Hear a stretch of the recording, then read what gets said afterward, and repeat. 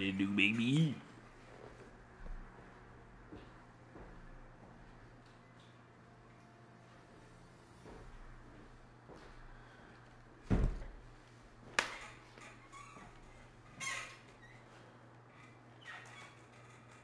The Inksty's Bray Predator is now live. Streaming One Piece, Pirate Warriors 3, One Piece 025. Book loaded up for y'all. I guess we'll just continue with the how to win friends and influence people. Should we? Or you think we should start pimp? That's what I want to do next. Let's see.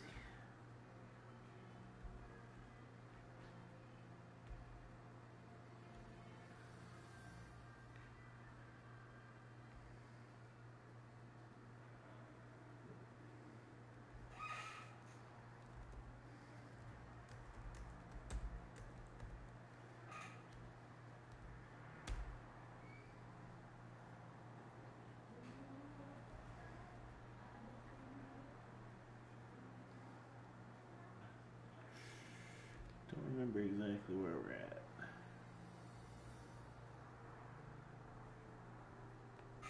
Filed innumerable complaints with the Public Service Commission, and he started several suits against the telephone company. At last, one of the company's most skillful troubleshooters was sent to interview this Stormy Petrel, an invention he had bought from an Englishman. Adamson questioned him at length about his early struggles to get started in business.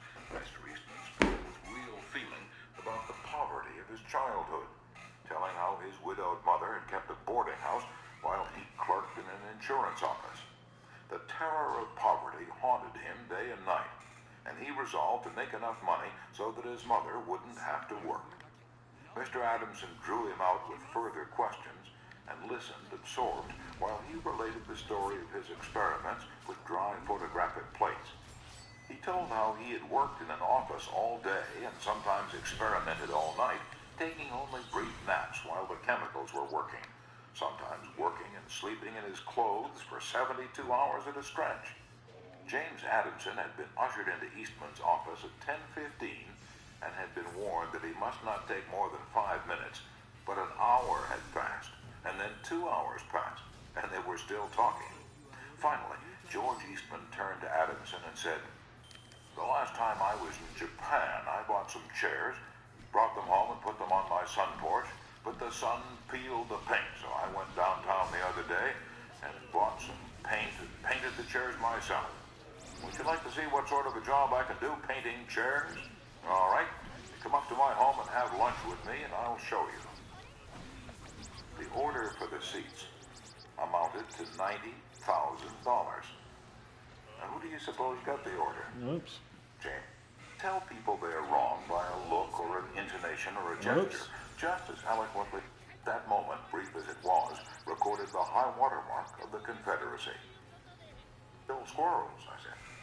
"Well, now, I think you're taking this a bit too seriously," he told me. "I'll tell you what you do. You just let him run over the hill there where I can't see him, and we'll..." One of the finest things I know about Ben Franklin is the way he accepted that smarting rebuke. He was big enough and wise enough to realize that it was true, to sense that he was headed for failure and social disaster. So he made a right-about face. He began immediately to change his insolent, opinionated ways. "I made it a rule," said Franklin, "to forbear all direct contradiction to the sentiment of others, and all positive assertion of my own. I even forbade myself the use of every word or expression in the language that imported a fixed opinion, such as certainly, undoubtedly, etc., and I adopted instead of them, I conceive, I apprehend, or I imagine a thing to be so, or it so appears to me at present. When another asserted something that I thought an error, I denied myself the pleasure of contradicting him abruptly, and of showing immediately some absurdity in his proposition, and in answering, I began by observing that in certain cases of circumstances, his opinion would be right, but in the present case there appeared or seemed to me some difference, etc. I soon found the advantage of this change in my manner. The conversations I engaged in went on more pleasantly. The modest way in which I proposed my opinions procured them a readier reception and less contradiction. I had less mortification when I was found to be in the wrong, and I more easily prevailed with others to give up their mistakes and join with me when I happened to be in the right. And this mode, which I at first put on with some violence to natural inclination, became at length so easy and so habitual to me that perhaps for these 50 years no one has ever heard a dogmatical expression escape me. And to this habit, after my character of integrity, I think it principally owing that I had earned so much weight with my fellow citizens when I proposed new institutions or alterations in the old, and so much influence in public councils when I became a member. For I was but a bad speaker, never eloquent, subject to much hesitation in my choice of words, hardly correct in language, and yet I generally carried my points. How do Ben Franklin's methods work in business? Let's take two examples. Catherine A. Allred of Kings Mountain, North Carolina, is an industrial engineering supervisor for a yarn processing plant. She told one of our classes how she handled a sensitive problem before and after taking our training. Part of my responsibility, she reported, deals with setting up and maintaining incentive systems and standards for our operators so they can make more money by producing more yarn. The system we were using had worked fine when we had only 2 or 3 different types of yarn, but recently we had expanded our inventory and capabilities to enable us to run more than 12 different varieties. The present system was no longer adequate to pay the operators fairly for the work being performed and give them an incentive to increase production. I had worked up a new system which would enable us to pay the operator by the class of yarn she was running at any one particular time. With my new system in hand, I entered the meeting, determined to prove to the management that my system was the right approach. I told them in detail how they were wrong and showed where they were being unfair and how I had all the answers they needed. To say the least, I failed miserably. I had become so busy defending my position on the new system that I had left them no opening to graciously admit their problems on the old one. The issue was dead. After several sessions of this course, I realized all too well where I had made my mistakes. I called another meeting, and this time I asked where they felt their problems were. We discussed each point, and I asked them their opinion on which was the best way to proceed. With a few low-keyed suggestions at proper intervals, I let them develop my system by themselves. At the end of the meeting, when I actually presented my system, they enthusiastically accepted it. I'm convinced now that nothing good is accomplished and a lot of damage can be done if you tell a person straight out that he or she is wrong. You only succeed in stripping that person of self-dignity and making yourself an unwelcome part of any discussion. Let's take another example. And remember, these cases I'm citing are typical of the experiences of thousands of other people.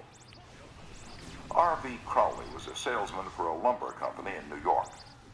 Crowley admitted that he had been telling hard-boiled lumber inspectors for years that they were wrong, and he'd won the arguments too, but it hadn't done any good. For these lumber inspectors, said Mr. Crowley, are like baseball umpires. Once they make a decision, they never change it. Mr. Crowley saw that his firm was losing thousands of dollars through the arguments he won. So while taking my course, he resolved to change tactics and abandon arguments. With what results? Here's the story as he told it to fellow members of his class. One morning the phone rang in my office. A hot and bothered person at the other end proceeded to inform me that a car of lumber we had shipped into his plant was entirely unsatisfactory. His firm had stopped unloading and requested that we make immediate arrangements to remove the stock from their yard. After about 1/4 of the car had been unloaded, their lumber inspector reported that the lumber was running 55% below grade. Under the circumstances, they refused to accept it. I immediately started for his plant, and on the way turned over in my mind the best way to handle the situation. Ordinarily, under such circumstances, I should have quoted grading rules and tried, as a result of my own experience and knowledge as a lumber inspector, to convince the other inspector that the lumber was actually up to grade and that he was misinterpreting the rules in his inspection. However, I thought I would apply the principles learned in this training.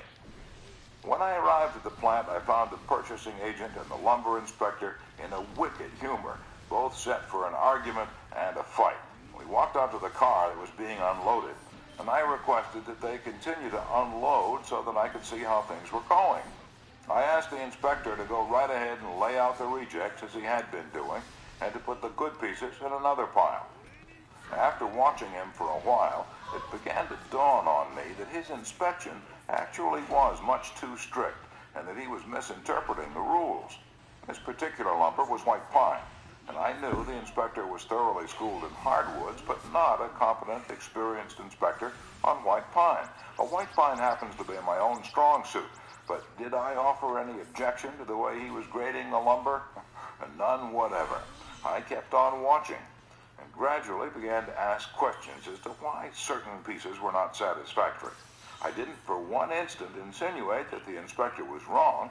I emphasized that my only reason for asking was in order that we could give his firm exactly what they wanted in future shipment. By asking questions in a very friendly, cooperative spirit, and insisting continually that they were right in laying out boards not satisfactory to their purpose, I got him warmed up, and the strained relations between us began to thaw and melt away. An occasional carefully put remark on my part gave birth to the idea in his mind that possibly some of these rejected pieces were actually within the grade that they had bought, and that their requirements demanded a more expensive grade. I was very careful, however, not to let him think I was making an issue of this point. Gradually, his whole attitude changed. He finally admitted to me that he was not experienced on white pine, and began to ask me questions about each piece as it came out of the car. I'd explain why such and such a piece came within the grade specified, but kept on insisting that we did not want him to take it if it was unsuitable for their purpose. He finally got to the point where he felt guilty every time he put a piece in the rejected pile. And at last he saw that the mistake was on their part for not having specified as good a grade as they needed. The ultimate outcome was that he went through the entire carload again after I left, accepted the whole lot, and we received a check in full.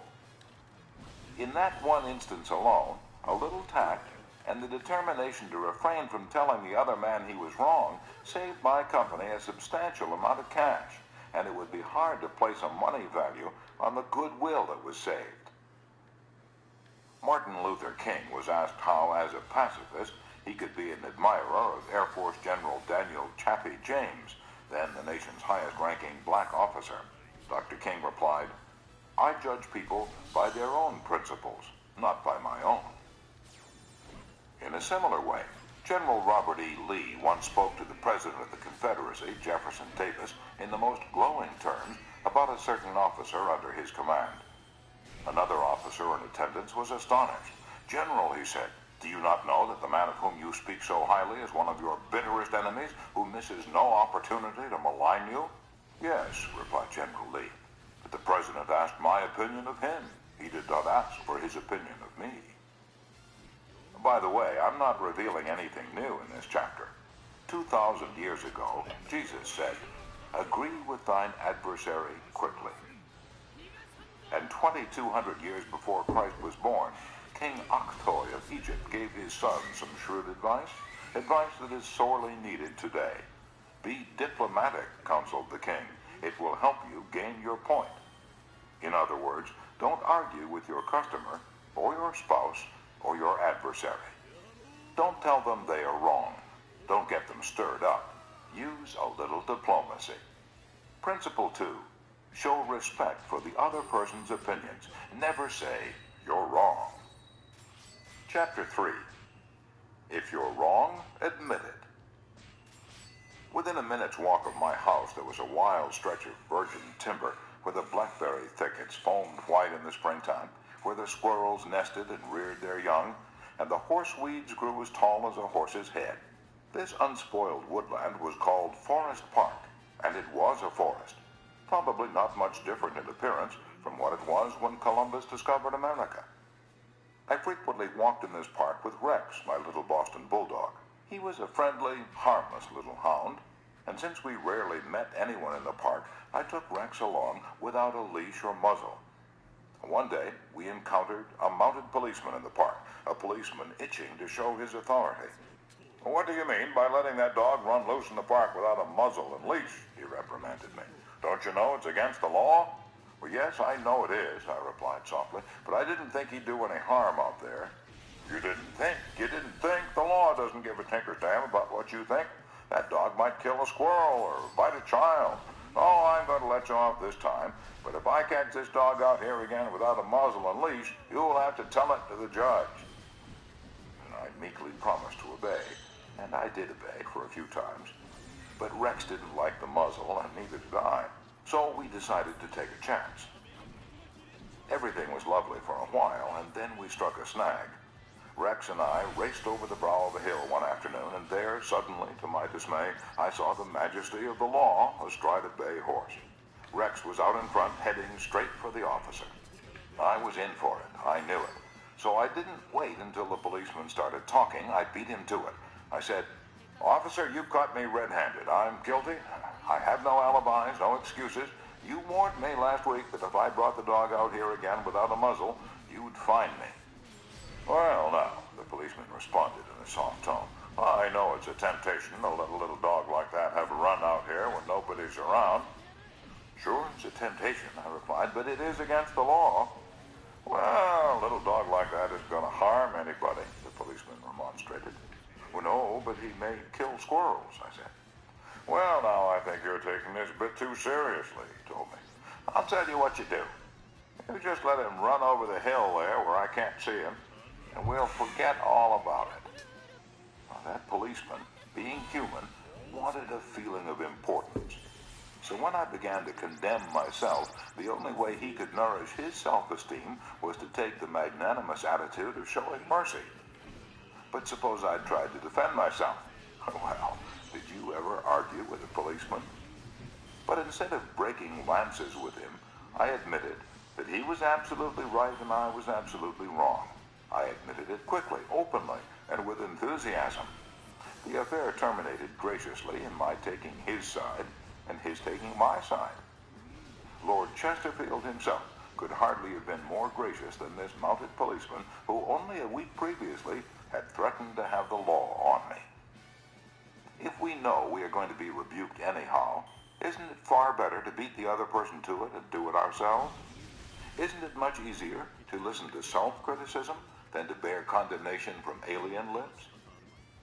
Say about yourself all the derogatory things you know the other person is thinking, or wants to say, or intends to say, and say them before that person has a chance to say them.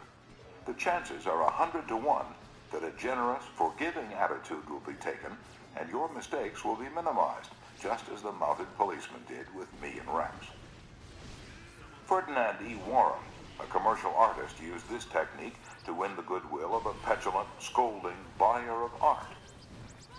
It is important in making drawings for advertising and publishing purposes to be precise and very exact, Mr. Warren said as he told the story. Some art editors demand that their commissions be executed immediately, and in these cases some slight error is liable to occur. I knew one art director in particular who was always delighted to find fault with some little thing. I have often left his office in disgust, not because of the criticism, but because of his method of attack. Recently, I delivered a rush job to this editor, and he phoned me to call at his office immediately. He said something was wrong. When I arrived, I found just what I had anticipated and dreaded. He was hostile, gloating over his chance to criticize. He demanded with heat why I had done so-and-so.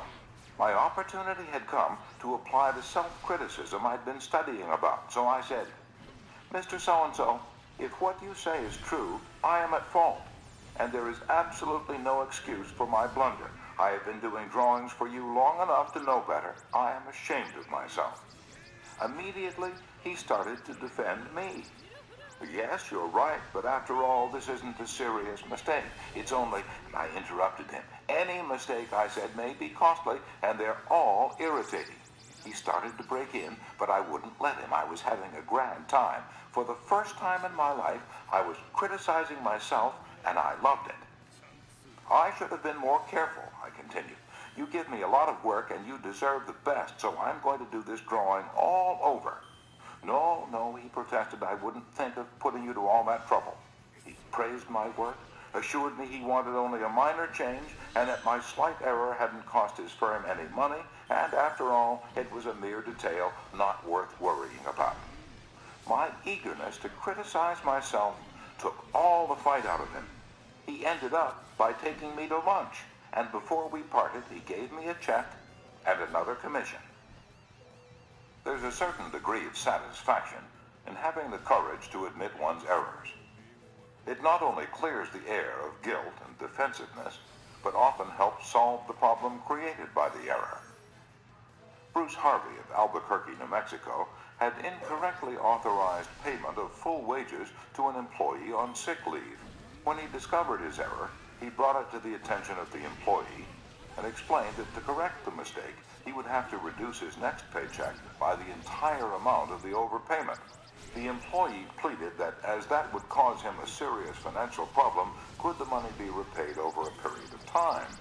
In order to do this, Harvey explained, he would have to obtain his supervisor's approval. And this, I knew, reported Harvey, would result in a boss-type explosion. While trying to decide how to handle the situation better, I realized that the whole mess was my fault. I would have to admit it to my boss. I walked into his office, told him that I had made a mistake, and then informed him of the complete facts. He replied in an explosive manner that it was the fault of their personnel department. I repeated that it was my fault. He exploded again about carelessness in the accounting department. Again, I explained it was my fault. He blamed 2 other people in the office, but each time I reiterated that it was my fault. Finally, he looked at me and said, "Okay, it was your fault. Now straighten it out." The error was corrected, and nobody got into trouble. I felt great because I was able to handle a tense situation and had the courage not to seek alibis. My boss has had more respect for me ever since. Any fool can try to defend his or her mistakes, and most fools do. But it raises one above the herd and gives one a feeling of nobility and exultation to admit one's mistakes. For example, one of the most beautiful things that history records about Robert E. Lee is the way he blamed himself and only himself for the failure of Pickett's charge at Gettysburg. Pickett's charge was undoubtedly the most brilliant and picturesque attack that ever occurred in the Western world. General George E. Pickett himself was picturesque. He wore his hair so long that his auburn locks almost touched his shoulders, and like Napoleon in his Italian campaigns, he wrote ardent love letters almost daily while on the battlefield. His devoted troops cheered him that tragic July afternoon as he rode off jauntily toward the Union lines, his cap set at a rakish angle over his right ear. They cheered, and they followed him, man touching man, rank pressing rank, with banners flying and bayonets gleaming in the sun. It was a gallant sight, daring, magnificent. A murmur of admiration ran through the Union lines as they beheld it. Pickett's troops swept forward at an easy trot through orchard and cornfield, across a meadow and over a ravine. All the time, the enemy's cannon was tearing ghastly holes in their ranks, but on they pressed, grim, irresistible. Suddenly, the Union infantry rose from behind the stone wall on Cemetery Ridge, where they had been hiding, and fired volley after volley into Pickett's onrushing troops. The crest of the hill was a sheet of flame, a slaughterhouse, a blazing volcano. In a few minutes, all of Pickett's brigade commanders except one were down, and 4/5 of his 5,000 men had fallen. General Lewis A. Armistead, leading the troops in the final plunge, ran forward, vaulted over the stone wall, and waving his cap on top of his sword, shouted, "Give 'em steel, boys!" They did. They leaped over the wall, bayoneted their enemies, smashed skulls with clubbed muskets, and planted the battle flags of the South on Cemetery Ridge. The banner waved there only for a moment, but that moment, brief as it was, recorded the high watermark of the Confederacy. Pickett's charge, brilliant, heroic, was nevertheless the beginning of the end. Lee had failed.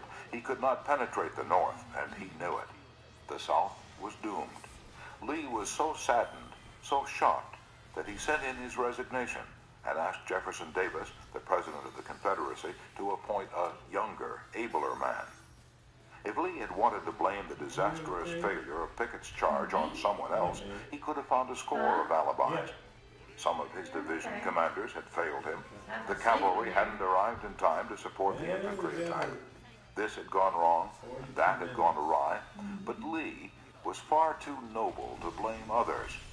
As Pickett's beaten and bloody troops struggled back to the Confederate lines, Robert E. Lee rode out to meet them all alone and greeted them with a self-condemnation that was little short of sublime. All this has been my fault, he confessed. I, and I alone, have lost this battle. Few generals in all history had had the courage and character to admit that.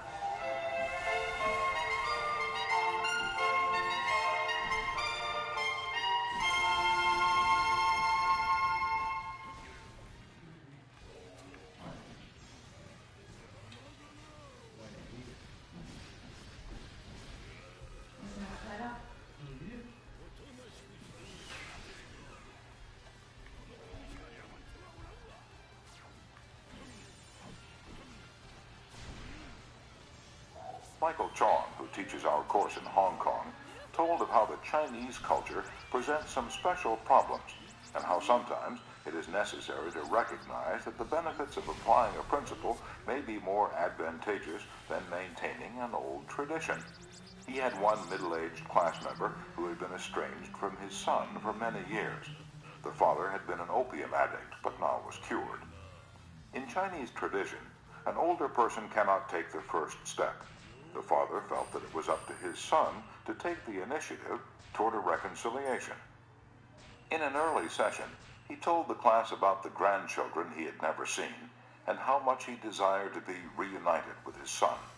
His classmates, all Chinese, understood his conflict between his desire and long-established tradition. The father felt that young people should have respect for their elders and that he was right in not giving in to his desire, but to wait for his son to come to him. Toward the end of the course, the father again addressed the class. I have pondered this problem, he said. Dale Carnegie says if you are wrong, admit it quickly and emphatically.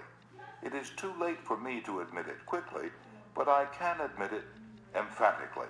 I wronged my son. He was right in not wanting to see me and to expel me from his life.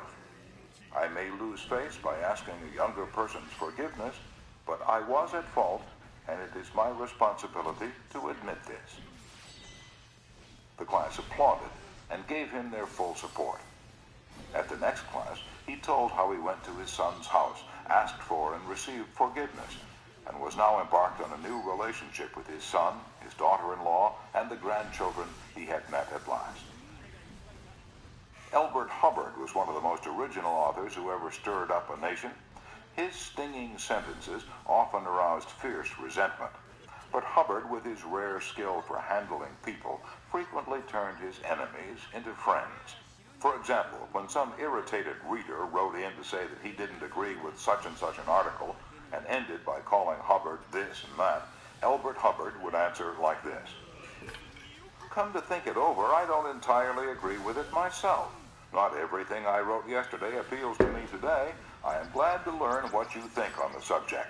The next time you're in the neighborhood, you must visit us, and we'll get this subject threshed out for all time. So here is a hand clasp over the miles, and I am yours sincerely. What could you say to a man who treated you like that? When we're right, let's try to win people gently and tactfully to our way of thinking. And when we're wrong, and that will be surprisingly often if we're honest with ourselves, let's admit our mistakes quickly and with enthusiasm. Not only will that technique produce astonishing results, but believe it or not, it is a lot more fun under the circumstances than trying to defend oneself. Remember the old proverb, by fighting you never get enough, but by yielding you get more than you expected. Principle 3. If you're wrong, admit it quickly and emphatically. Chapter 4. A drop of honey. If your temper is aroused and you tell them a thing or two, you'll have a fine time unloading your feelings. But what about the other person? Will he share your pleasure? Will your belligerent tones, your hostile attitude, make it easy for him to agree with you? If you come at me with your fists doubled, said Woodrow Wilson, I think I can promise you that mine will double as fast as yours. But if you come to me and say, let us sit down and take counsel together, and if we differ from each other, understand why it is that we differ, just what the points at issue are, we will presently find that we are not so far apart after all, that the points on which we differ are few, and the points on which we agree are many, and that if we only have the patience and the candor and the desire to get together, we will get together. Nobody appreciated the truth of Woodrow Wilson's statement more than John D. Rockefeller, Jr. Back in 1915, Rockefeller was the most fiercely despised man in Colorado. One of the bloodiest strikes in the history of American industry had been shocking the state for 2 terrible years. Irate, belligerent miners were demanding higher wages from the Colorado Fuel and Iron Company. Rockefeller controlled that company. Property had been destroyed, troops had been called out, blood had been shed. Strikers had been shot, their bodies riddled with bullets. At a time like that, with the air seething with hatred, Rockefeller wanted to win the strikers to his way of thinking. And he did it. How? Here's the story. After weeks spent in making friends, Rockefeller addressed the representatives of the strikers. This speech, in its entirety, is a masterpiece. It produced astonishing results. It calmed the tempestuous waves of hate that threatened to engulf Rockefeller. It won him a host of admirers.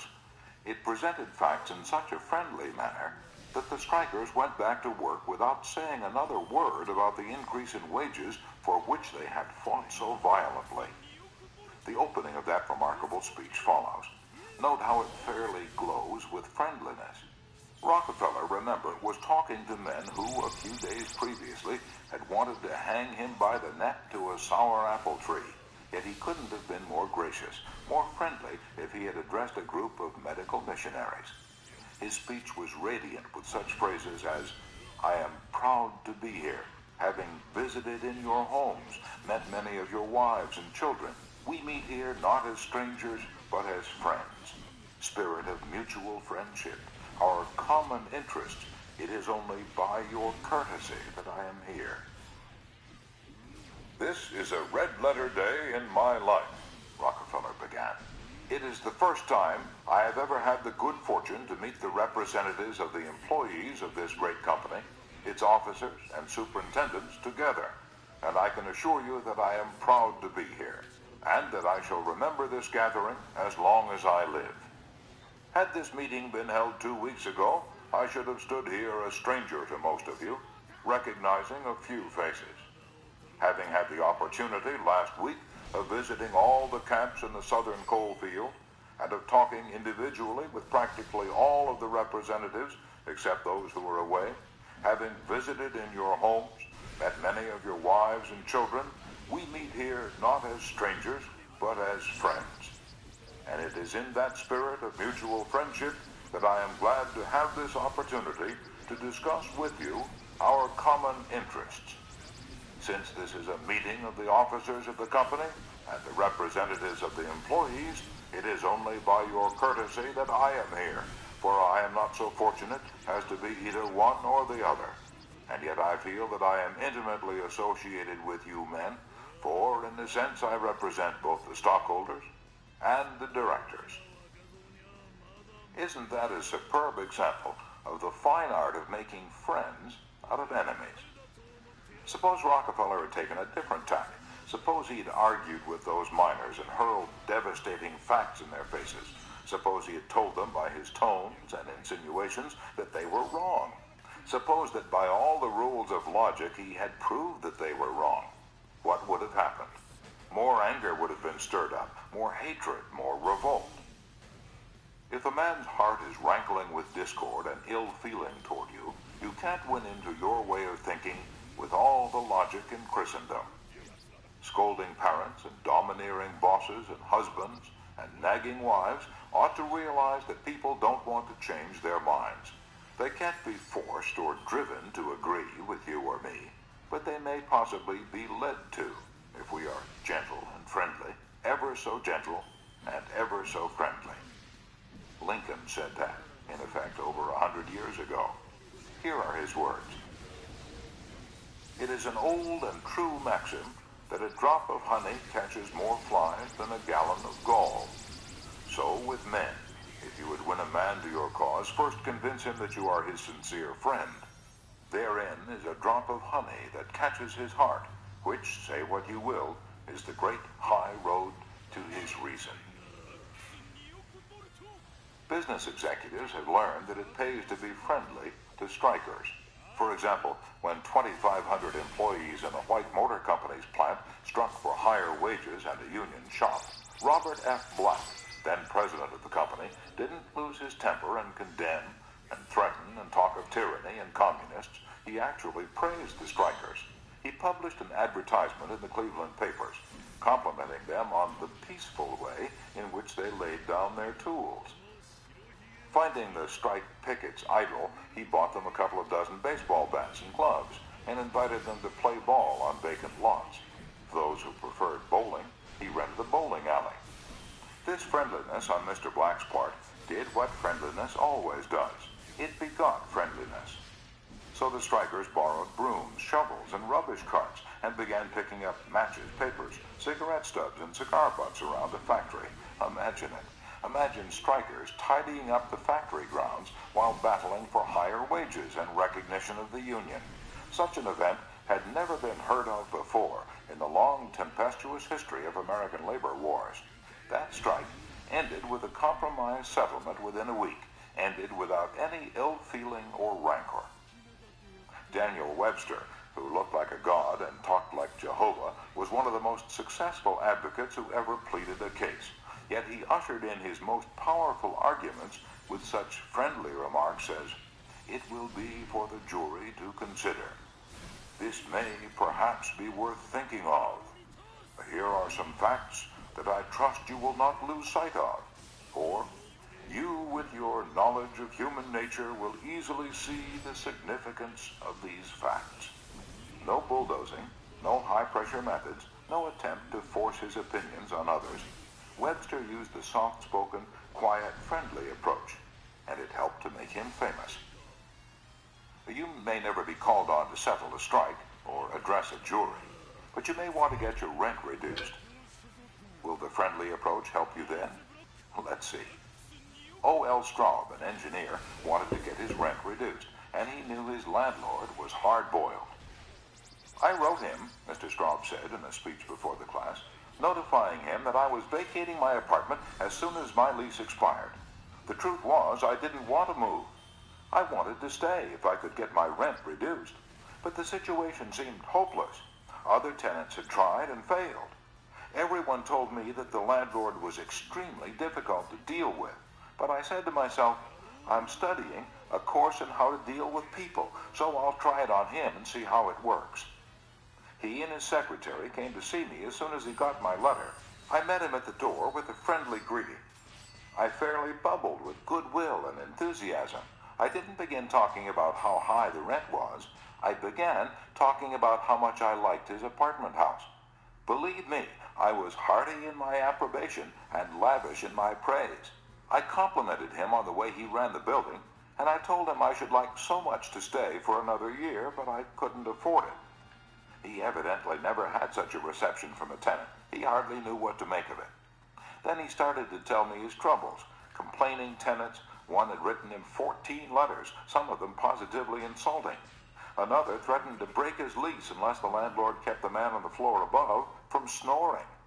What a relief it is, he said, to have a satisfied tenant like you. And then, without my even asking him to do it, he offered to reduce my rent a little. I wanted more, so I named the figure I could afford to pay, and he accepted without a word. As he was leaving, he turned to me and asked, "What decorating can I do for you?" If I tried to get the rent reduced by the methods the other tenants were using, I am positive I would have met with the same failure they encountered. It was the friendly, sympathetic, appreciative approach that won.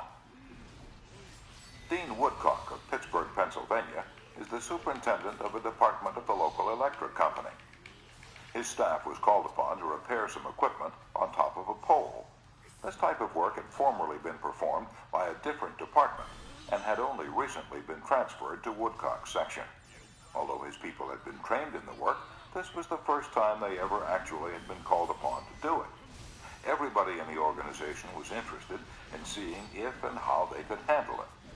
Mr. Woodcock, several of his subordinate managers, and members of the other departments of the utility went to see the operation. Many cars and trucks were there, and a number of people were standing around watching the two lone men on top of the pole. Glancing around, Woodcock noticed a man up the street getting out of his car with a camera. He began taking pictures of the scene. Utility people are extremely conscious of public relations, and suddenly Woodcock realized what this setup looked like to the man with the camera. Overkill. Dozens of people being called out to do a two-person job. He strolled up the street to the photographer. "I see you're interested in our operation." "Yes, and my mother will be more than interested. She owns stock in your company. This will be an eye-opener for her. She may even decide her investment was unwise. I've been telling her for years that there's a lot of waste motion in companies like yours. This proves it. The newspapers might like these pictures, too." "Well, it does look like it, doesn't it? I'd think the same thing in your position, but this is a unique situation." And Dean Woodcock went on to explain how this was the first job of this type for his department, and how everybody, from executives down, was interested. He assured the man that under normal conditions, two people could handle the job. The photographer put away his camera, shook Woodcock's hand, and thanked him for taking the time to explain the situation to him. Dean Woodcock's friendly approach saved his company much embarrassment and bad publicity. Another member of one of our classes, Gerald H. Wynn of Littleton, New Hampshire, reported how, by using a friendly approach, he obtained a very satisfactory settlement on a damage claim. "Early in the spring," he reported, "before the ground had thawed from the winter freezing, there was an unusually heavy rainstorm, and the water, which normally would have run off to nearby ditches and storm drains along the road, took a new course onto a building lot where I just built a new home. Not being able to run off, the water pressure built up around the foundation of the house. The water forced itself under the concrete basement floor, causing it to explode, and the basement filled with water. This ruined the furnace and the hot water heater. The cost to repair this damage was in excess of $2,000. I had no insurance to cover this type of damage. However, I soon found out that the owner of the subdivision had neglected to put in a storm drain near the house, which could have prevented this problem. I made an appointment to see him. During the 25-mile trip to his office, I carefully reviewed the situation, and remembering the principles I learned in this course, I decided that showing my anger would not serve any worthwhile purpose.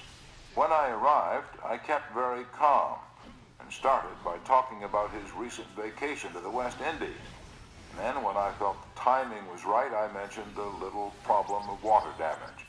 He quickly agreed to do his share in helping to correct the problem. A few days later, he called and said he would pay for the damage and also put in a storm drain to prevent the same thing from happening in the future. Even though it was the fault of the owner of the subdivision, if I'd not begun in a friendly way, there would have been a great deal of difficulty in getting him to agree to the total liability. Years ago, when I was a barefoot boy walking through the woods to a country school out in northwest Missouri, I read a fable about the sun and the wind. They quarreled about which was the stronger, and the wind said, "I'll prove I am. See the old man down there with the coat? I can get that coat off him quicker than you can."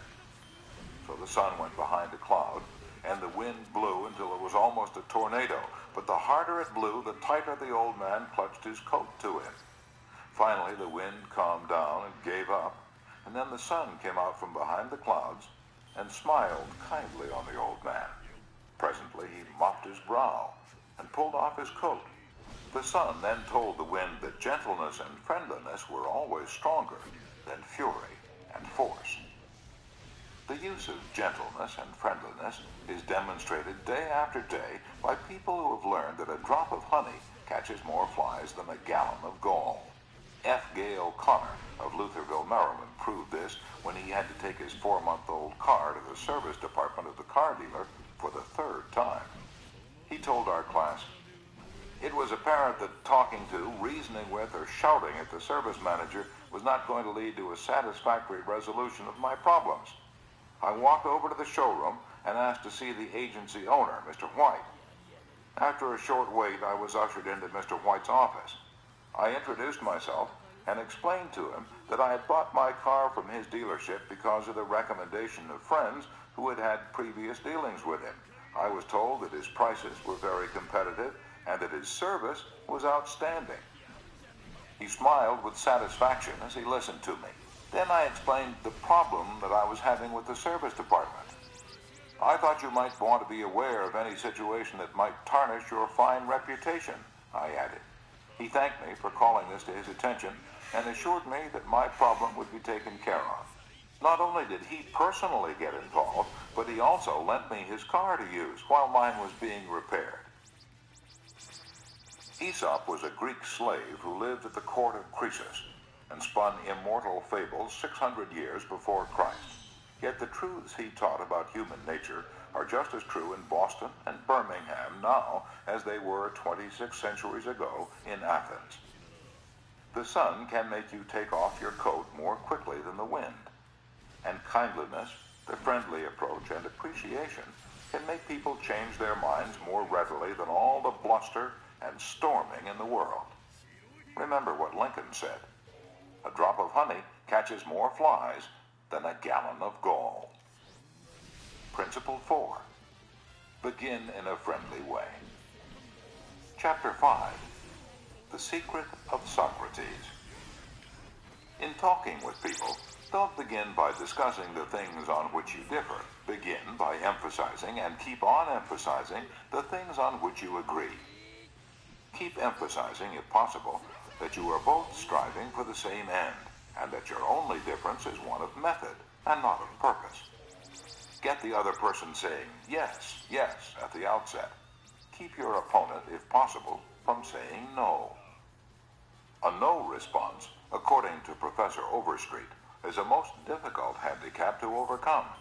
When you have said no, all your pride of personality demands that you remain consistent with yourself.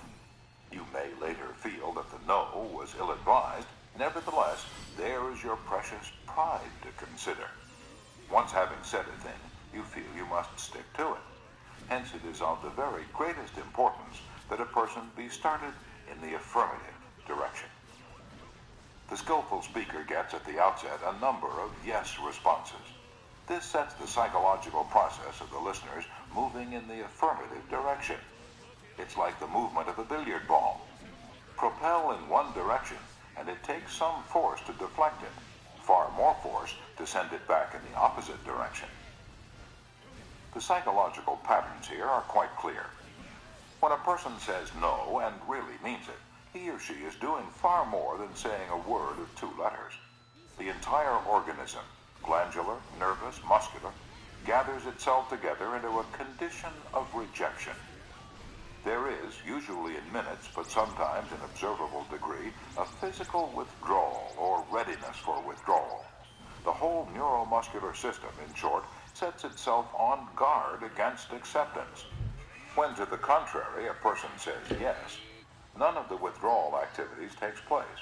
The organism is in a forward-moving, accepting, open attitude. Hence, the more yeses we can at the very outset induce, the more likely we are to succeed in capturing the attention for our ultimate proposal. It is a very simple technique, this yes response, and yet how much it is neglected. It often seems as if people get a sense of their own importance by antagonizing others at the outset. Get a student to say no at the beginning, or a customer, child, husband, or wife, and it takes the wisdom and the patience of angels to transform that bristling negative into an affirmative. The use of this yes, yes technique enabled James Eberson, who was a teller at the Greenwich Savings Bank in New York City, to secure a prospective customer who might otherwise have been lost. "This man came in to open an account," said Mr. Eberson, "and I gave him our usual form to fill out. Some of the questions he answered willingly, but there were others he flatly refused to answer. Before I began the study of human relations, I would have told this prospective depositor that if he refused to give the bank this information, we should have to refuse to accept this account.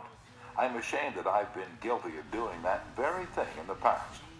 Naturally, an ultimatum like that made me feel good. I had shown who was boss, that the bank's rules and regulations couldn't be flouted. But that sort of attitude certainly didn't give a feeling of welcome and importance to the man who'd walked in to give us his patronage. I resolved this morning to use a little horse sense. I resolved not to talk about what the bank wanted, but about what the customer wanted. And above all else, I was determined to get him saying yes, yes from the very start. So I agreed with him. I told him the information he refused to give was not absolutely necessary. However, I said, suppose you have money in this bank at your death. Wouldn't you like to have the bank transfer it to your next of kin, who's entitled to it according to law? Yes, of course, he replied. Don't you think, I continued, that it would be a good idea to give us the name of your next of kin, so that in the event of your death, we could carry out your wishes without error or delay? Again, he said yes. The young man's attitude softened and changed when he realized that we weren't asking for this information for our sake, but for his sake. Before leaving the bank, this young man not only gave me complete information about himself, but he opened, at my suggestion, a trust account, naming his mother as the beneficiary for his account, and he gladly answered all the questions concerning his mother also. I found that by getting him to say yes, yes from the outset, he forgot the issue at stake and was happy to do all the things that I suggested. Joseph Allison, a sales representative for Westinghouse Electric Company, had this story to tell. There was a man in my territory that our company was most eager to sell to. My predecessor had called on him for 10 years without selling anything. When I took over the territory, I called steadily for 3 years without getting an order. Finally, after 13 years of calls and sales talk, we sold him a few motors. If these proved to be all right, an order for several hundred more would follow. Such was my expectation. Right? I knew they'd be all right. So when I called 3 weeks later, I was in high spirits. The chief engineer greeted me with this shocking announcement. Allison, I can't buy the remainder of the motors from you. Why? I asked in amazement. Why? Because your motors are too hot. I can't put my hand on them. I knew it wouldn't do any good to argue. I'd tried that sort of thing too long. So I thought of getting the yes, yes response. Well, now look, Mr. Smith, I said. I agree with you 100%. If those motors are running too hot, you ought not to buy any more of them. You must have motors that won't run any hotter than standards set by the National Electrical Manufacturers Association. Isn't that so? And he agreed it was. I'd gotten my first yes. The Electrical Manufacturers Association regulations say that a properly designed motor may have a temperature of 72 degrees Fahrenheit above room temperature. Is that correct? Yes, he agreed. That's quite correct. But your motors are much hotter. I didn't argue with him. I merely asked, how hot is the mill room? No, he said, about 75 degrees Fahrenheit. Well, I replied, if the mill room is 75 degrees, and you add 72 to that, that makes a total of 147 degrees Fahrenheit. Wouldn't you scald your hand if you held it under a spigot of hot water at a temperature of 147 degrees Fahrenheit? Again, he had to say yes. Well, I suggested, wouldn't it be a good idea to keep your hands off those motors? Oh, well, I guess you're right, he admitted. We continued to chat for a while. Then he called his secretary and lined up approximately $35,000 worth of business for the ensuing month. It took me years and cost me countless thousands of dollars in lost business before I finally learned that it doesn't pay to argue, that it is much more profitable and much more interesting to look at things from the other person's viewpoint, and to try to get that person saying yes, yes.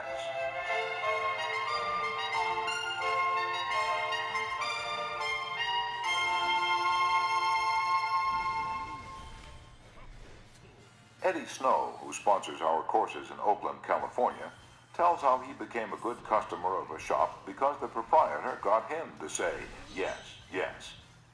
Eddie had become interested in bow hunting and had spent considerable money in purchasing equipment and supplies from a local bow store. When his brother was visiting him, he wanted to rent a bow for him from this store. The sales clerk told him they didn't rent bows, so Eddie phoned another bow store. Eddie described what happened. A very pleasant gentleman answered the phone. His response to my question for a rental was completely different from the other place. He said he was sorry, but they no longer rented bows because they couldn't afford to do so. He asked me if I'd rented before. I replied yes, several years ago. He reminded me that I probably paid $25 to $30 for the rental. I said yes again. Then he asked if I was the kind of person who liked to save money. Naturally, I answered yes. He went on to explain that they had bow sets with all the necessary equipment on sale for $34.95. I could buy a complete set for only $4.95 more than I could rent one. He explained that is why they had discontinued renting them. Did I think that was reasonable? My yes response led to a purchase of the set, and when I picked it up, I purchased several more items at this shop and have since become a regular customer. Socrates, the gadfly of Athens, was one of the greatest philosophers the world has ever known. He did something that only a handful of men in all history have been able to do. He sharply changed the whole course of human thought. And now, 24 centuries after his death, he is honored as one of the wisest persuaders who ever influenced this wrangling world. His method? Did he tell people they were wrong? Oh no, not Socrates. He was far too adroit for that. His whole technique, now called the Socratic method, was based upon getting a yes, yes response. He asked questions with which his opponent would have to agree. He kept on winning one admission after another until he had an armful of yeses. He kept on asking questions until finally, without realizing it, his opponents found themselves embracing a conclusion they would have bitterly denied a few minutes previously. The next time we're tempted to tell someone he or she is wrong, let's remember old Socrates and ask a gentle question, a question that will get the yes, yes response. The Chinese have a proverb pregnant with the age-old wisdom of the Orient. He who treads softly goes far. They have spent 5,000 years studying human nature, those cultured Chinese, and they have garnered a lot of perspicacity. He who treads softly goes far. Principle 5. Get the other person saying yes, yes, immediately. Chapter 6. The safety valve in handling complaints. Most people trying to win others to their way of thinking do too much talking themselves. Let the other people talk themselves out. They know more about their business and problems than you do, so ask them questions. Let them tell you a few things. If you disagree with them, you may be tempted to interrupt, but don't. It's dangerous. They won't pay attention to you while they still have a lot of ideas of their own, crying for expression. So listen patiently and with an open mind. Be sincere about it. Encourage them to express their ideas fully. Does this policy pay in business? Let's see. Here is the story of a sales representative who was forced to try it.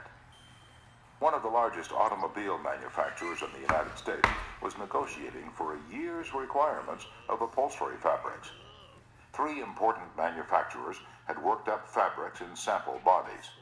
These had all been inspected by the executives of the motor company, and notice had been sent to each manufacturer saying that on a certain day a representative from each supplier would be given an opportunity to make a final plea for the contract.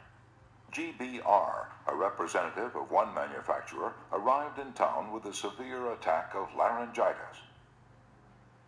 When it came my turn to meet the executives in conference, Mr. R. said, as he related the story before one of my classes, I had lost my voice. I could barely whisper. I was ushered into a room and found myself face to face with the textile engineer, the purchasing agent, the director of sales, and the president of the company. I stood up and made a valiant effort to speak, but I couldn't do anything more than squeak. They were all seated around a table, so I wrote on a pad of paper, "Gentlemen, I have lost my voice. I am speechless." "I'll do the talking for you," the president said. He did. He exhibited my samples and praised their good points. A lively discussion arose about the merits of my goods, and the president, since he was talking for me, took the position I would have had during the discussion. My sole participation consisted of smiles, nods, and a few gestures. As a result of this unique conference, I was awarded the contract, which called for over 500,000 yards of upholstery fabrics at an aggregate value of $1,600,000, the biggest order I had ever received. I know I would have lost the contract if I hadn't lost my voice, because I had the wrong idea about the whole proposition. I discovered, quite by accident, how richly it sometimes pays to let the other person do the talking. Letting the other person do the talking helps in family situations as well as in business. Barbara Wilson's relationship with her daughter, Lori, was deteriorating rapidly. Lori, who had been a quiet, complacent child, had grown into an uncooperative, sometimes belligerent teenager. Mrs. Wilson lectured her, threatened her, and punished her, but all to no avail. One day, Mrs. Wilson told one of our classes, I just gave up. Lori had disobeyed me and had left the house to visit her girlfriend before she had completed her chores. When she returned, I was about to scream at her for the 10,000th time, but I just didn't have the strength to do it. I just looked at her and said sadly, "Why, Lori, why?" Lori noted my condition and in a calm voice asked, "Do you really want to know?" I nodded, and Lori told me, first hesitantly, and then it all flowed out. I had never listened to her. I was always telling her to do this or that. When she wanted to tell me her thoughts, feelings, ideas, I interrupted with more orders. I began to realize that she needed me not as a bossy mother, but as a confidant, an outlet for all her confusion about growing up. And all I'd been doing was talking when I should have been listening. I had never heard her. From that time on, I let her do all the talking she wanted. She tells me what is on her mind, and our relationship has improved immeasurably. She is, again, a cooperative person. A large advertisement appeared on the financial page of a New York newspaper, calling for a person with unusual ability and experience. Charles T. Kubelis answered the advertisement, sending his reply to a box number. A few days later, he was invited by letter to call for an interview. Before he called, he spent hours in Wall Street finding out everything possible about the person who had founded the business. During the interview, he remarked, "I should be mighty proud to be associated with an organization with a record like yours. I understand you started 28 years ago with nothing but desk room and one stenographer. Is that true?" Almost every successful person likes to reminisce about his early struggles, and this man was no exception. He talked for a long time about how he'd started with $450 in cash and an original idea. He told how he'd fought against discouragement and battled against ridicule, working Sundays and holidays 12 to 16 hours a day, how he finally won against all odds, until now the most important executives on Wall Street were coming to him for information and guidance. He was proud of such a record. He had a right to be, and he had a splendid time telling about it. Finally, he questioned Mr. Kubelis briefly about his experience, then called in one of his vice presidents and said, "I think this is the person we're looking for." Mr. Kubelis had taken the trouble to find out about the accomplishments of his prospective employer.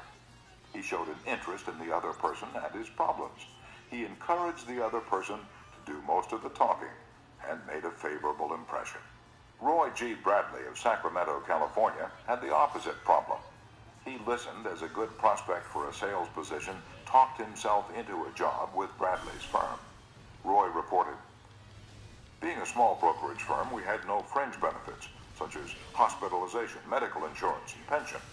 Every representative is an independent agent. We don't even provide leads for prospects, as we cannot advertise for them as our larger competitors do. Richard Pryor had the type of experience we wanted for this position, and he was interviewed first by my assistant, who told him about all the negatives related to this job. He seemed slightly discouraged when he came into my office. I mentioned the one benefit of being associated with my firm, that of being an independent contractor and therefore virtually being self-employed. As he talked about these advantages to me, he talked himself out of each negative thought he had when he came in for the interview. Several times it seemed as though he was half talking to himself, as he was thinking through each thought. At times I was tempted to add to his thoughts. However, as the interview came to a close, I felt he had convinced himself, very much on his own, that he would like to work for my firm. Because I had been a good listener and let Dick do most of the talking, he was able to weigh both sides fairly in his mind. And he came to the positive conclusion, which was a challenge he created for himself. We hired him, and he has been an outstanding representative for our firm. Even our friends would much rather talk to us about their achievements than listen to us boast about ours. La Rochefoucauld, the French philosopher, said, "If you want enemies, excel your friends. But if you want friends, let your friends excel you."